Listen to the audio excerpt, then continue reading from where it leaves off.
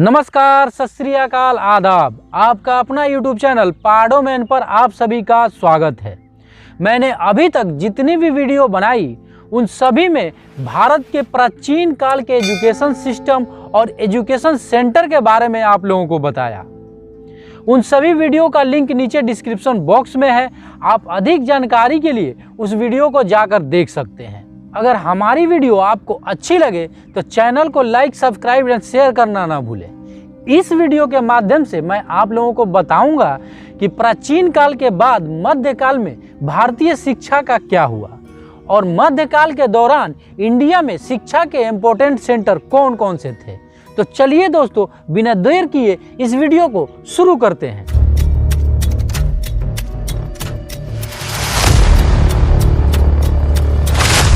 दोस्तों, मध्यकाल के एजुकेशन के बारे में जानने से पहले हमें थोड़ा मध्यकाल के इतिहास के बारे में जानना जरूरी है। मध्यकाल को 6वीं शताब्दी से 18वीं शताब्दी तक माना जाता है। वैसे तो मध्यकाल को दो भागों में बांटा जाता है, प्रारंभिक मध्यकालीन काल और गत मध्यकालीन काल। प्रारंभिक मध्यकाल को 6वीं शताब्दी से 13वीं शताब्दी तक माना जाता है और 13वीं शताब्दी से 16वीं शताब्दी तक को गत मध्यकाल माना जाता है। 1526 ईस्वी में मुगल साम्राज्य के शुरुआत से 18वीं शताब्दी तक को प्रारंभिक आधुनिक काल के रूप में जाना जाता है, लेकिन मैक्सिमम इतिहासकार इसको गत मध्य युग ही मानते हैं। मध्यकाल के दौरान 12वीं सदी से भारत पर मुस्लिम आक्रमण शुरू हो गए थे।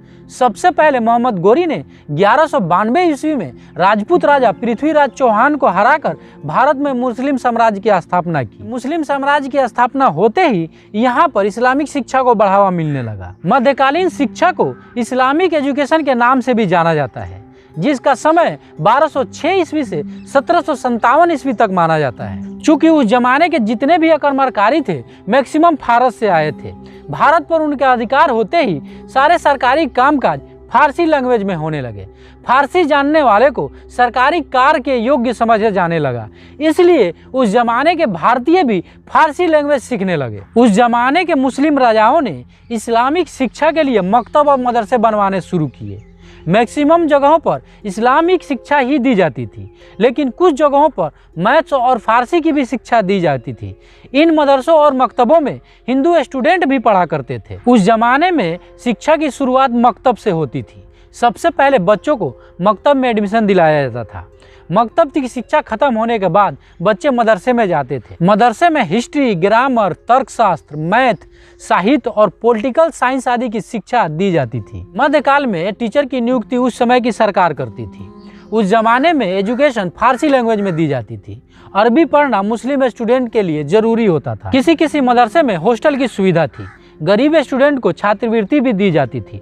उस जमाने में भी फ्री शिक्षा दी जाती थी और हाथ से लिखे हुए पुस्तक पढ़ाए जाते थे। मुस्लिम राजाओं ने इंडिया में एजुकेशन को बहुत बढ़ावा दिया। बस फर्क इतना था कि संस्कृत और हिंदी की जगह फारसी और अरबी को इम्पोर्टेंस दिया गया। उस जमाने में राजकुमारों और राजघराने के किसी भी व्यक्ति को एजुकेशन के लिए कहीं बाहर नहीं जाना पड़ता था। उनके लिए सारी व्यवस्था महल के अंदर ही कराई जाती थी। राजघराने के लिए एक स्पेशल टीचर हुआ करते थे जो राजकुमारों और राजकुमारियों को ही शिक्षा दिया करते थे। राजकुमारों के एजुकेशन का सिलेबस और स्टूडेंटों से अलग हुआ करता था। राजकुमारों को राज्य व्यवस्था, सैनिक संगठन और युद्ध संचालन की एक्स्ट्रा शिक्षा दी जाती थी। मध्यकाल में भी टीचर का बहुत सम्मान था। स्टूडेंट और टीचर का रिलेशन बहुत मजबूत हुआ करता था। अगर टीचर कोई काम दे देते थे तो स्टूडेंट उसको पूरा करने के लिए अपने जान तक की बाजी लगा दिया करते थे। मध्यकाल में दिल्ली, आगरा, बिदर, जौनपुर, मालवा, गोलकुंडा, लाहौर, अजमेर, मुल्तान आदि को शिक्षा का महत्वपूर्ण केंद्र माना जाता था। मुस्लिम शासकों ने अपने शासन के दौरान अपने अपने प्रभाव क्षेत्र में अपने मर्जी के अनुसार एजुकेशन सिस्टम बना रखा था। कुछ शासक हिंदी, संस्कृत और हिंदू स्टूडेंटों को इम्पोर्टेंस नहीं देते थे। उस इलाके में केवल उर्दू, फारसी और अरबी ही पढ़ाई जाती थी। लेकिन कुछ शासक जैसे अकबर ने दोनों धर्मों को साथ लेकर चलना चाहा।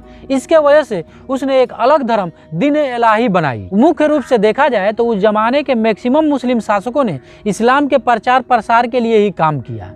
इसके वजह से उस जमाने में भारत में कई बड़ी बड़ी मस्जिदें बनाई गई, जिसमें दिल्ली का जमा मस्जिद, अयोध्या का बाबरी मस्जिद, मथुरा का मस्जिद और वाराणसी का ज्ञानवापी मस्जिद का नाम आता है। भारत के कुछ प्राचीन शिक्षा केंद्रों को बर्बाद करने में मुस्लिम शासकों का नाम आता है, लेकिन इससे कहीं ज़्यादा मुस्लिम शासकों ने भारत के प्राचीन धरोहर बनवाए।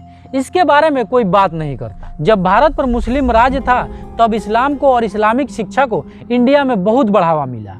इंडियन लोग इस्लाम को पढ़े और समझे क्योंकि उस जमाने में कुरान और इस्लामिक शिक्षा को आम कर दिया गया था। इसके वजह से बहुत तादाद में इंडियन अपने पुराने रिलीजन को छोड़कर इस्लाम को अपनाया।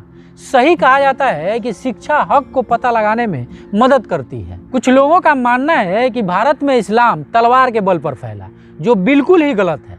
आप सोचो, जिस कंट्री में 600 साल तक मुसलमानों का हुकूमत रहा हो और वहाँ पे तलवार के बल पर अगर इस्लाम को फैलाया गया रहता तो आज पूरे भारत से दूसरे धर्मों का नामो निशान मिट चुका होता। ये बात सही है कि उस जमाने के शासकों ने इस्लाम को बढ़ावा दिया, लेकिन तलवार के बल पर नहीं, इस्लामिक शिक्षा को बढ़ावा दिया, जिसके वजह से लोगों ने इस्लाम को पढ़ा और इसकी अच्छाइयों को समझा। इसके वजह से बहुत सारे लोग इस्लाम में दाखिल हुए। इस्लामिक एजुकेशन का मुख्य उद्देश्य था हिंदू को इस्लामिक कल्चर और आदर्शों के बारे में बताना।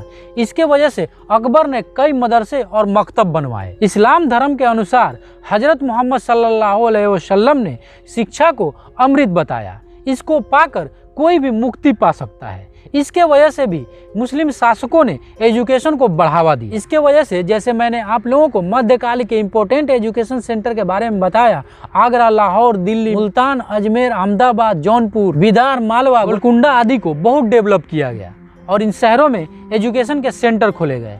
इन सभी के बारे में मैं अपने अगले वीडियो में आप लोगों को बताऊंगा।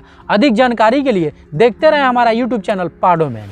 हमारा ये वीडियो आपको कैसा लगा कमेंट्स करके जरूर बताएं। हमारे चैनल को लाइक, सब्सक्राइब एंड शेयर करें। मिलते हैं अगले वीडियो में, तब तक के लिए नमस्कार, जय हिंद।